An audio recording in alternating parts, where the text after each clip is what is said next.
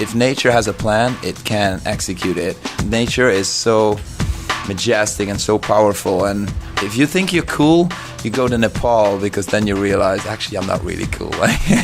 Nature is like so majestic, so cool. We humans are nothing.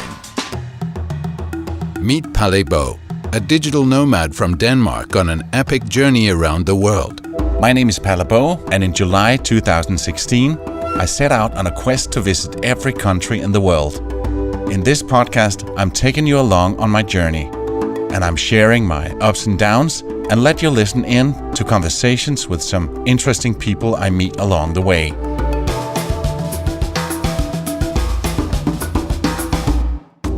Welcome to the Radio Vagabond. You know, apart from the regular travel episodes, I put out these interviews as bonus episodes whenever I meet an interesting traveler. And today is no exception. This episode is supported in part by Hotels25.com. It's a website that helps you find the best prices on hotel rooms and guest houses and hostels around the world.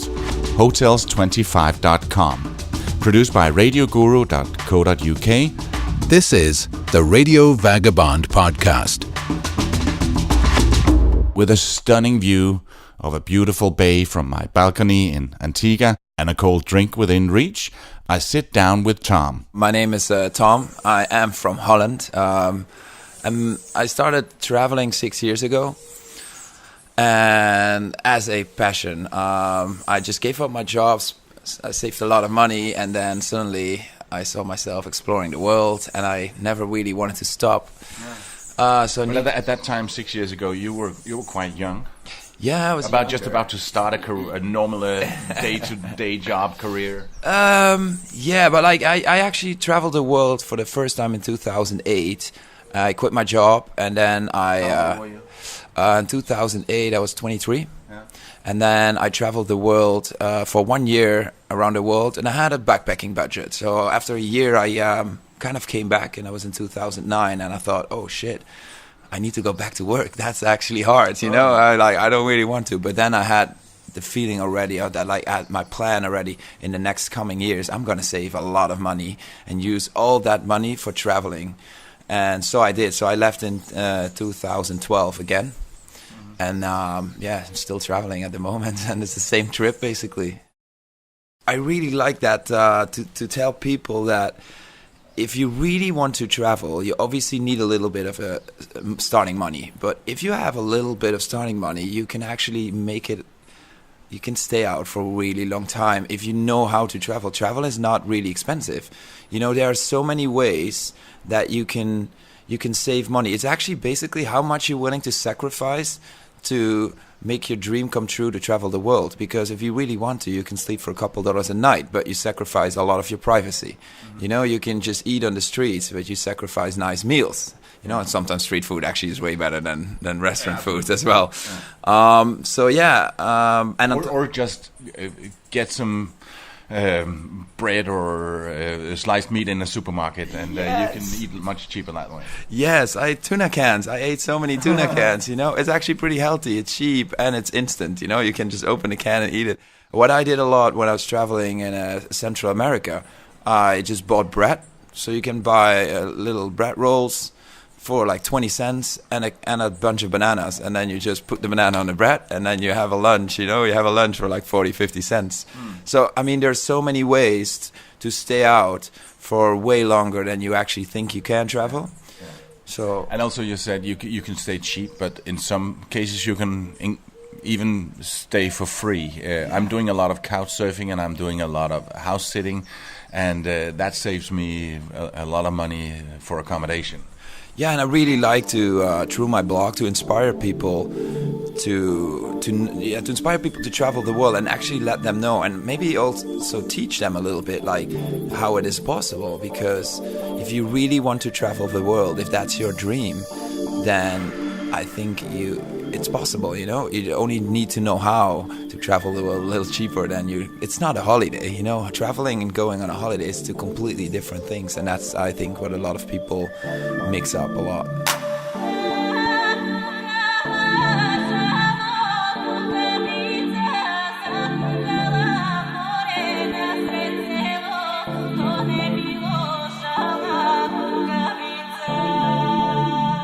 If you're one of those people that have shared this podcast on social media, or maybe just told a friend out there in real life, I just want to say thank you so much. That means so much to me. So how do you make money? Yeah, so after 4 years traveling, my money started getting low. So even if it's living on the cheap, yeah. Even then. So I was, I was having a pretty cool life. It was crazy. I did amazing things, but then it came to a point that I was like, oh wait, if I go on another year like this, then it's over. And I'm like, no, that's not gonna happen. So I needed to find some ways to make money online, but I was lucky that at the same time Instagram became a thing. So social media became like a thing, and it suddenly had value to have a lot of followers. So at that time I already had 40,000 followers, I think. It's now 4 years ago. And then suddenly one resort invited me to come to their hotel and to write about it and to put it out on social media. Did they find you, or were you approaching hotels and different tour operators? Yeah, actually, good question. In the beginning, it was just through a contact to a friend of mine, and she was working at a resort, and she convinced the GM to say, oh, like, this guy takes cool photos and he has a lot of followers, maybe it's worth, And then she asked me, so I was really surprised, because when she asked me, and she said, oh yeah, I'll come take photos, and I'll put it on Instagram and stuff. And then she was like, yeah, but we pick you up. And I said, why? It's 5-minute walk. No, but she's like, you bring your suitcases and stuff. I said, bring your suitcases? I live here. I lived in Koh Tao in Thailand. And she was like, but you can stay.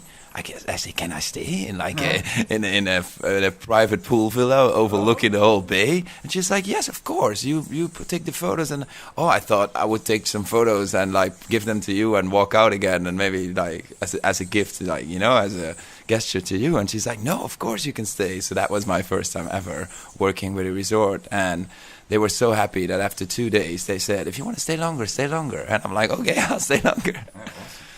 A big thing in the travel influencer community is, are we working for a free trip or a free stay, or are we actually getting paid so you can go and buy some more tuna? Yeah, exactly. But I have to say, though, this was the beginning years. So then after a little while, I started inviting myself. So I wrote, basically you write applications for people saying, hey, I want to stay in your hotel. I want to do your tour. This is what I can give you. I can give you exposure. I have a lot of people that follow my trips, and maybe it's valuable to you, and I only ask for a free trip, That worked, but after a while I got really sick of and really tired of constantly hassling for them to give me free stuff and stuff. So it was on a blogger conference that I got in touch with blogging, and it was the best decision of my life to change from an Instagrammer to a blogger and make my own money so I can pay for my own trips and then write about it, which it feels way better. But yeah. So the platform obviously you're still huge on Instagram, but then you have a blog as well. Are you doing any other stuff? No. Actually, the blog is consuming so much time. Yeah. So for example, lately I went to Mexico for 9 weeks, and I only posted about 12 photos on Instagram, and people were like, hey, you're not posting so much, are you not enjoying the traveling anymore? And I'm like, yeah, I'm not posting so much anymore on Instagram because I wrote more than 100,000 words about Mexico. And it's that's more than a book. It's not, sometimes it's more than a book, 100,000 words in it was just 7 or 6 weeks I was on the trip. And people don't realize, because it's in the background, it's not so obvious. If you post a photo today, everyone gets a message. I posted a new photo. But if I post a blog, it's different. It's somewhere on the internet, and there are so many blogs out there. So yeah, it's really hard for people to understand that blogging takes so much time. So that's the only things I actually do. I do Instagram and I do blogging. The name of the blog and all the social handles is TravelTomTom. Tom explains why he chose that name. My name is Tom, and therefore I was like, Travel Tom. That was once the thing, and I was like, oh no, Travel Tom is actually so lame, you know? So I'll make it TravelingTomTom. It sounds a bit funnier, it sounds a bit nicer, and you're not sponsored by TomTom. I'm not sponsored by TomTom, no. Maybe you should be. Not at all, yeah, it's funny. It's actually also a Dutch company, yeah, so I'm from Holland, and never really, but I hear the joke a lot. You should be able to navigate the world. Yeah, exactly. I should be, right? I should be, yeah. But my blog is all about travel tips. So it's purely focused on travel tips for travelers with a focus on adventure, like, and also obviously still underlining like, hey, how to do this cheap, you know? I like to give people tips, or like buying local SIM cards if you get to the airport. What's the cheapest way? Like the buses from airports to the cities. Don't take a taxi, you know. You can't take a taxi, but I also would I like to inform my followers and my blog readers about, hey, you can do this, and it costs you the same amount of time, but it's 50% cheaper, you know. So I love to give the travel hacks, the travel tips to my readers, but it's purely only on travel. And like, if you go somewhere and you need travel tips, where I've been, there's a big chance I wrote a big blog post about it with like everything you need to know when you go to this place. And we're here in beautiful Antigua right now, also a trip that we both got invited to with a bunch of other influencers. And the first time I spoke to you, that was on the bus from the airport to here, and I found out that we're both, quote unquote, chasing all the countries in the world, trying to go to every country in the world. And then you're a little bit ahead of me in terms of years you've been traveling full time, and your number count. You're getting close to 100 now. Yeah. Unofficially, I'm over 100. I'm 102, right? But there's an official count of the United Nations countries. I'm talking about the United Nations. Yeah. So I'm now on 96, I think. Antigua is the 96th United Nation country I've been to, and that actually was never a thing. But after now, it's including the world trip around the world I did.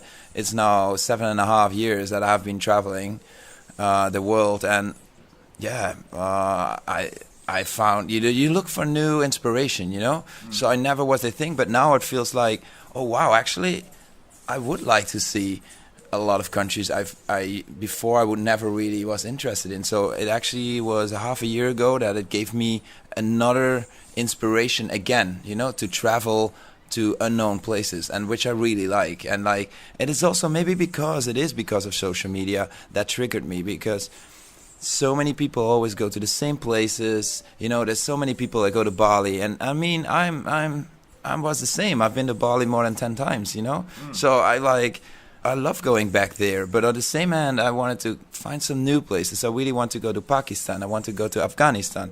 I want to see all the stand countries. I want to see more of Africa, like places that people don't normally travel. And I think that's also I got pushed by social media to create unique content. Some content that's not yet out there, and like, so yeah, I really like that actually, that I got triggered by it, and now I want to chase it a little bit, probably push it a little bit more, but it's not that I'm like, okay, I have to be done in like, 2 years from now. No, and I'm really kind of the same. It's something that I say out loud, that I'm on a quest to visit every country in the world, but I am not rushing into countries to tick them off, and I've even went back to a lot of the countries that I've been to before. I'm doing a lot of the U.S. states as well, and now that's become a thing. I want to do all the states as well, and I've been there before, so I didn't really need to go there, and I've been to Mexico years ago, but still I went back there last year and spent a month in different places that I hadn't been to. So for me it's more about the adventure than the counting the countries. Yeah, and I think actually if you go the second time to a country, I'm actually sometimes having a better experience even, because I'm actually kind of a not chaotic traveler, but I never have a plan. I just go and I'll see what happens, you know? So I never really prepare that much. So sometimes I miss out on really cool things, but I know for a fact that I'm always come back to places. I never really go to a place once. So if I find something really cool to do and I think, oh, it's not the right time now, or I have only 2 days left, I say, oh, that's perfect to know, because someday I'll be back. Exactly. And I really like that. And also some of the countries are so vast that I want to explore more. I spent a week in Moscow, but I don't feel I've really been to Russia. I want to go back and see more. I really want to do the Trans-Siberian Railroad as well. That's really high on my bucket list as well. Yeah, I went to Siberia not so long ago, 6 months ago, I think. I was in Siberia on a trip, and that was absolutely mind-blowing. I was on the border of China, Kazakhstan, Russia, and one more country. There are 4 countries coming close together, and that was actually so cool. Yeah. Maybe we should do the Mongolian Rally. Have you heard about that? Yes. In a tiny, it has to be a small car driving from London to Mongolia, and it's through all those far away countries. That would be so much fun. I don't know how to fix a car. Me neither. Oh my god! But that's also the cool thing about traveling. It's the unexpected. The unexpected adventures are mostly the best adventures. So imagine our car will break down in central Russia somewhere where no one can understand us. We are, I think, such travelers that you don't panic. There's always a way out. There's always someone that's going to help you. People are in general super nice. Yeah. And if our car would break down, we would find someone who knows someone to bring us somewhere. Yeah. And that would be the best adventures, because those are the unexpected adventures. Exactly. And you probably end up sitting at some local's home and you eat with them and you stay there for the night because you can't fix your car in one day. That's beautiful. Exactly. And in fact, there's a brilliant podcast about 2 brothers who does the Mongolian Rally. It's called Far From Home, and I can highly recommend that you listen to that, because when I listened to that, I thought I need to do that at some point in my life. Yeah, I really like inspiring stories, and especially stories from far away. That's a coincidence, but stories from far away, unknown places that inspire me. Actually, there I think, now I want to get, now I want to pack my bag and just do these things. Yeah. Coming up, Tom speaks about some of the faraway countries he's been to. It's so remote, there is nothing, and you drive from one village to another village, and there's no paved roads, but the scenery is absolutely incredible. That's in a minute on the Radio Vagabond, when the program continues. This episode is brought to you in part by Hotels25.com. It's a website that helps you find the best prices on hotels around the world. Hotels25.com. In a recent episode, I asked you guys to send me an email telling me where you are and what you're doing while you're listening to the Radio Vagabond. And I received so many wonderful emails that I'll try to share right here on the show. One of the emails I got was from young Julie, who's traveling with her family. She writes, "Hi Palle, I listen to your podcast often. I've been traveling Asia and Australia for about 10 months now with my parents and my 2 siblings. So I find it very interesting to listen to your adventures in the places that we've also been.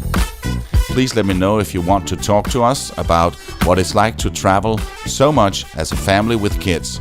My siblings and I are 8, 10 and 14 years old. All the best, Julie." Thank you so much for your wonderful letter, Julie.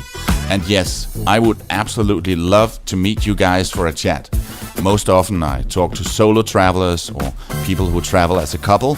A chat with a family with 3 kids would be something I would absolutely love to share with my listeners. Let's keep in touch and try to meet somewhere in the world someday. If you also want to drop me a line telling me where you are and what you're doing right now, please use this special email address, listener@theradiovagabond.com. You can also send me a voice message on WhatsApp. That would be great because I could share these sound bites here on the podcast. The number you should use is +45 40 105 105.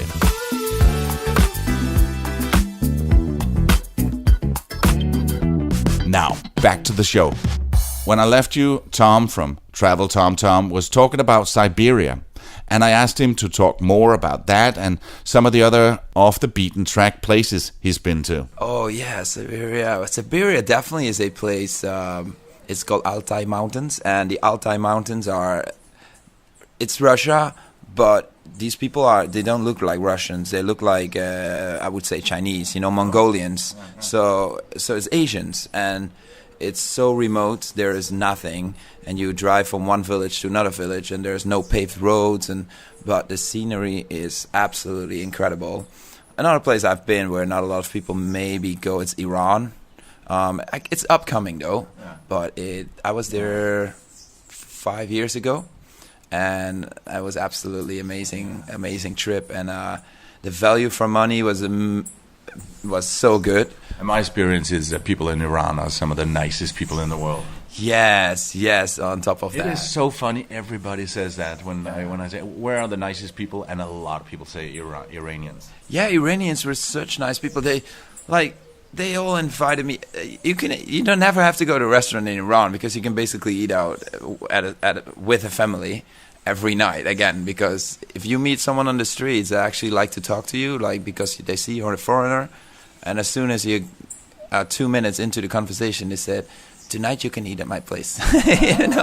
Come to our dinner. So actually, a really funny story was I was traveling there with an Australian guy, which I met on the first day. I got into my hostel, and then he was there, and he was like, "Oh, we're gonna travel together," and he's like, "Yeah, I'd love to." And then every day we got invited to people's homes, and we always said, "Oh, it's okay." We were also a bit shy. We thought it was not maybe. And then on one day we thought, okay, if today someone is coming up to us, we are going to go to these people's home. And then it turned out to be the Yalda night. And the Yalda night is on the 21st of December. And it's the celebration of the shortest night. It's kind of the Christmas for Iranians. So the whole family gets together, and we did not know that. So we were just like, oh, any other day, it's the 21st December, we go to this family. And then I walk into this house, and then the whole family is sitting there, grandmas, grandpas, cousins, so 30 people looking at us, and they say, welcome. And we were all like, what is this, And then we took off your shoes, and then you see the real Iran culture, because behind closed doors, it's not as strict as it is, on the streets. Yeah, none of the women were wearing hijabs. They were dancing. Not even with you in the house? No, not even with me in the house. No. So it's the grandmas and stuff. They were a little bit more shy, but they're even watching illegal American TV, which is illegal. But they say every house has a satellite, and we're not allowed to have satellites, but every house has it. Everyone was super nice. Yeah, that's unbelievable. And I was really fortunate to end up at their holy night, or their celebration night once a year, and it was a coincidence that I was at their family celebrating. I was there maybe is it 15 years ago, invited to speak at a radio convention, and they insisted that I stayed a week because they wanted to show me and the other speakers a big part of the country. So we spent a lot of time in Tehran, but we also went to Shiraz, and a beautiful place, very historical. We went to the Shah Palace, so we did a lot of stuff, and I didn't know how long time my talk was going to be. I thought it was probably going to be an hour. Then when I came there and said, no, you can have 10 minutes. It was so weird. And also I was speaking about radio advertising, which is my line of work. And it turned out that all the people in the audience were from the government-controlled national radio station that don't have radio commercials. So I have no idea why they brought me there, but it was so nice. It was so nice. That's really random. Yeah, the most random travel stories are mostly the best. Yeah. I really like that, yeah. In my travels, I've never been in real danger. I've been scammed a number of times, more times than I can count, and whenever that happens, in the moment, I'm super annoyed at myself. Why did I fall for that? But then my next thought is, I got a good story here. But I've never been in danger, maybe because I'm so good at using my common sense and don't bring myself out there. Has anything crazy happened to you? Have you been in a life-threatening situation at some point? Yeah, actually, before the podcast, we had like a little tiny conversation about this, but I agree with you saying sometimes I'm kind of jealous to those people. In an upcoming episode, I'll speak to Adventurous Kate, one of the world's most successful travel bloggers, and here she's gonna share a story of how she was in real danger when she was in a shipwreck. Something like that never happened to Tom and me, and of course we hope it never will, but, and don't get me wrong, there's a small part of us where we're a little bit jealous that we don't have such a great story. Oh, why haven't I done that? Oh yes, I actually know that story. Yeah. I'm really honestly have to say, I think also because using common sense, I'm a tall European guy. I look fit. I think I'm not a target for like I don't know, robberies or anything. But I've been close to people. Like I've stayed in Uruguay in a hostel, and every time someone who was vulnerable went out, they got robbed. And there were 3 people in a row got robbed in 2 days just in front of a hostel. But I went out and never anything happened because I think I was not a target. You know, they think I'm like. I think also it's a thing that where you don't look like a target, and you walk up straight. You don't look like okay, I'm scared. I'm looking over my shoulder. You use your common sense. You're alert, but you're not scared. Yeah, I think it's common sense is one, and then being alert is also a very handy thing to have. But you develop it while traveling, and I think if you really experience traveling, you sense a lot of things. But I have a cool story actually in Peru. I took a night bus to Cusco, and I ended up arriving 5 hours later than I was supposed to be. It was a 17-hour bus ride, turned into a 23-hour bus ride, and then I was in Cusco, but it was 3 o'clock at night. So yeah, what do? You just find a taxi because you want to go to the hostel you booked. So I found a taxi, and it was all way before the internet nowadays. So I had no Google Maps, you know. So there was no Google Maps. We just had this guidebook, and like, oh, I need to be in this street, and there's a hostel, and then the guy was like, yeah. And then he started driving. It was an older guy, I would say, but somewhere end of 60s maybe. And he was very nice. But at that time, I didn't speak very well Spanish. So like I tried to have a conversation with him.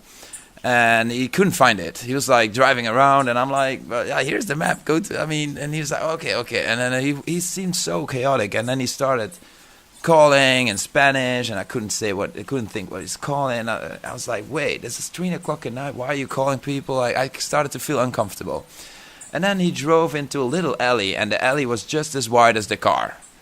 And he kept on going for like 200 meters. And then there was like a 90-degree turn to the right. And we turned to the right, and he barely made the turn, and it got even narrower and narrower. And at the end, it was a dead end. So I was like, and I looked at him, and he says, it's here. And I was like, it's here? I looked around. There's all crumbled old buildings. I said, there is nothing here. And he says, this is where you want to go. He's kind of. So I was like, I looked around, and I was like, no, this is shady. So then I looked in the mirror, and I suddenly see 4 young guys walking up to my car, and I was like, oh shit, I'm so stupid. I've been lured into it, you know, and now they're gonna rob me. And so I I wanted to lock the doors, and I was shouting at him in Spanish. I said, you bastard, you know, you're like, what, you gonna rob me? And I'm like, and this old man looks at me very confused, very calm, and he looks at me like, what I don't get what you mean, you know, because my Spanish is so broken. And then I was pointing at the guys walking up to the car, and I said, it's your fault. And then he was like, oh, he jumped out of his car, he opened his door, and he runs towards those 4 youngsters, and he says something in Spanish, shouting at them like blah, blah, blah, blah, blah, blah, blah. And I was like, what is happening here? And then he comes back into the car, and he said something like, you don't worry, I served in the army for 40 years. I protect you. And then those young guys turned out to be just drunken youngsters coming back to the hostel, you know, because we were right at the hostel where I needed to. You were there. Yeah. Those youngsters actually opened the door for me because they turned out to sleep at the same place. They were just really. I had a taxi scam in Rome. It was me and a friend of mine, and we didn't want to get have them charge us extra just because we were not locals. So we went to the taxi stand by the train station and spoke to how much to take us to the Hilton. We were working at a radio station, so they booked a hotel for us at the Hilton. So it was a very, very fancy place. And they gave us a price, and we said, no. And then we went to another guy and asked him, and he went over and spoke to one of the guys, and then he came back and gave us a lower price. I think what happened was he was told that we already got a price, so we were trying to scam them. So then he drove us around, and he was actually nice, and he spoke English and said, is this your first time to Rome? And that's where you... especially before having Google Maps in your hand all the time, you would say, yeah, no, I've been here before. But we said, no, it's first time. And then he drove around and around and around and around and around. We had no idea where we... And then at some point he said, okay, the Hilton's just around the corner. It's a one-way street, so get off here. It's just 50 meters, and then it's around the corner. And we said, sure, and we paid extra. We didn't pay what he said, but we had to pay extra. And I think I might even have given him a tip. And then we walked to that street corner and couldn't find the Hilton. And we said to some of the locals, where's the Hilton? And they looked at us like we were completely idiots. No, it's up in the hills. It's up in the hills. So we were far away, but I could just see his face. I really got those Danes. Now they're paying for trying to. Oh my God. And my friend, he got so mad, and I was just laughing. Really mad. Yeah, and I was just laughing because I thought, they got us good, and this is a good story. That is true. Yeah. And here I am, so many years later, telling the story. Yeah, exactly. Yeah, otherwise we would have never remembered that car, that drive. That's a funny one.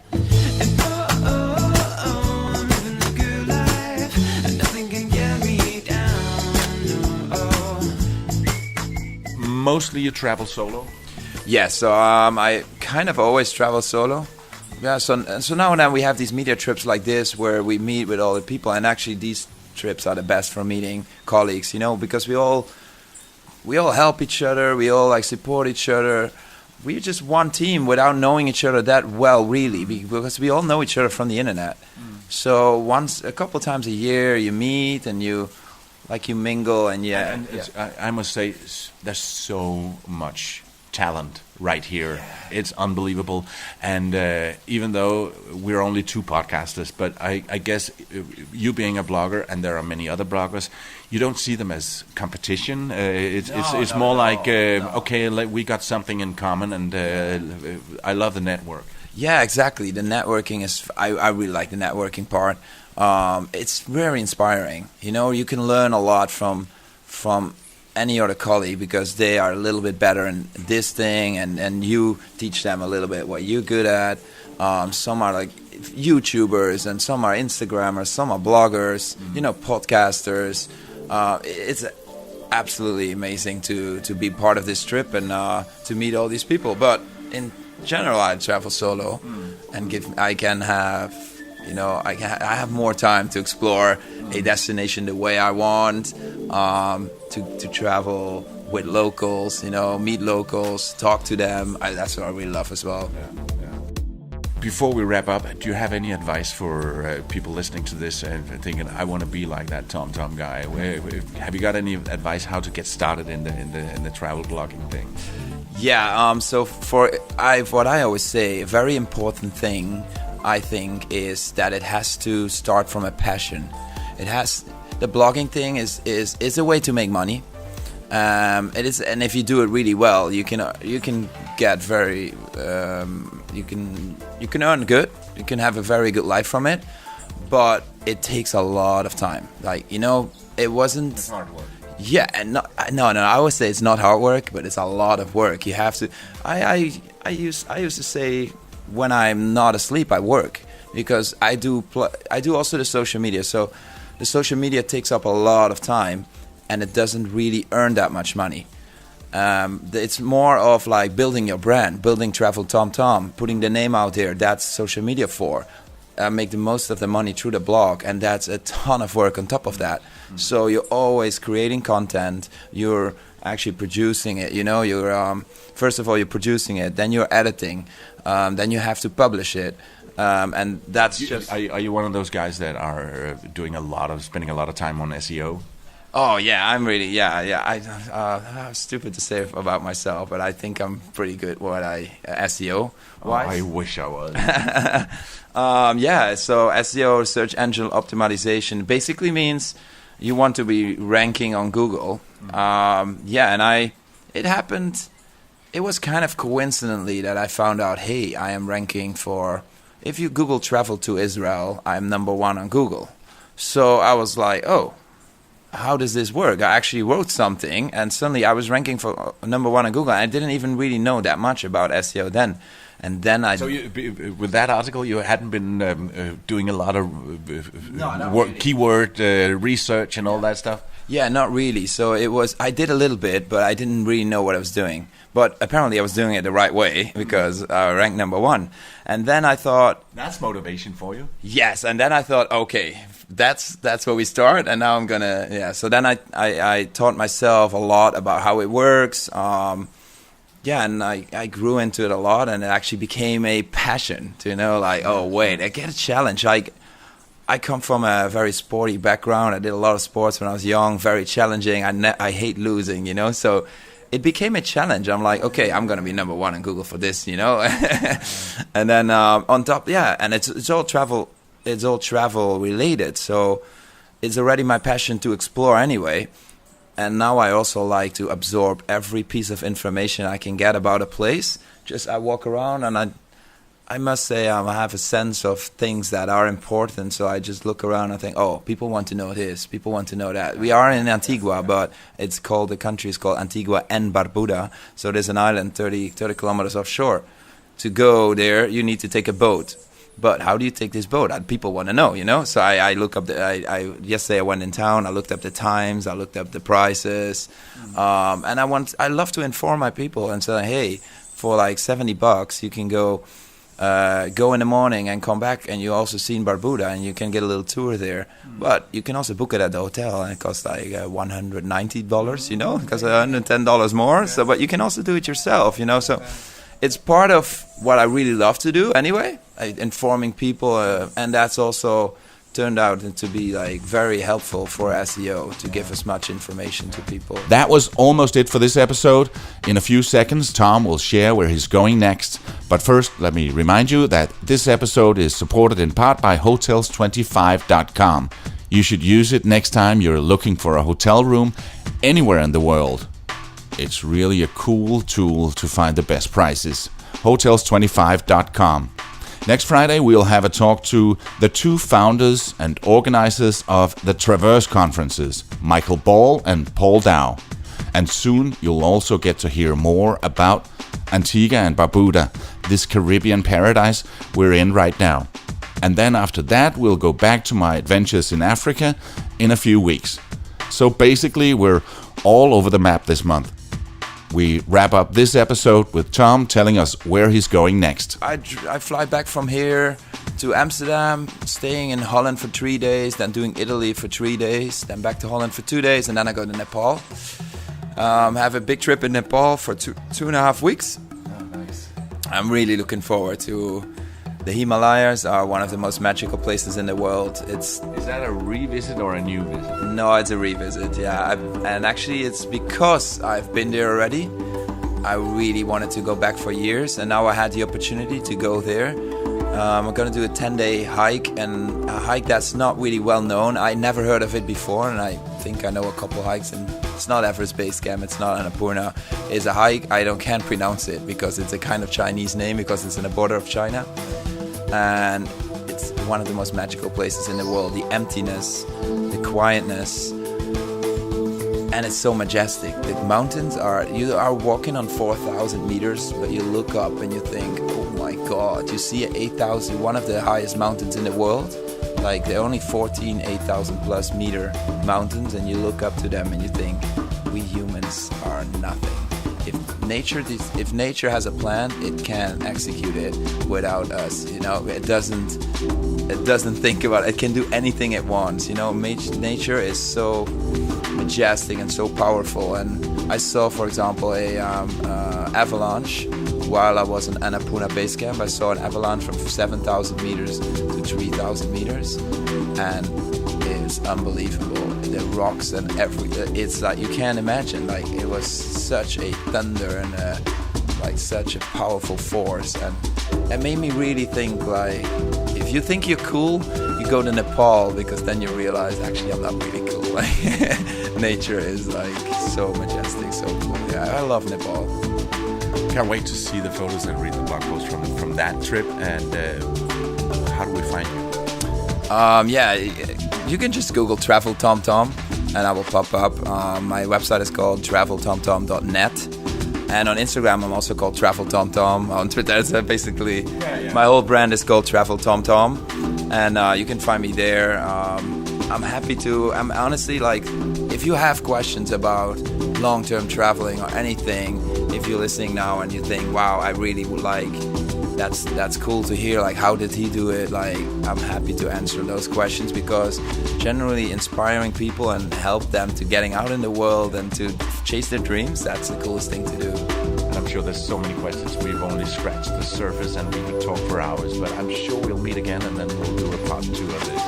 I would love to. Actually, to be honest, this is my first podcast I've ever done. It's about time. Yes. And I love you. Yes, what you say. When it's about traveling, I can travel. I can travel for years. Yeah, but I can also talk for hours and hours. Yeah. So many stories to tell. Thanks so much, Tom. Thank you a lot. My name is Palle Bo, and I gotta keep moving. See ya.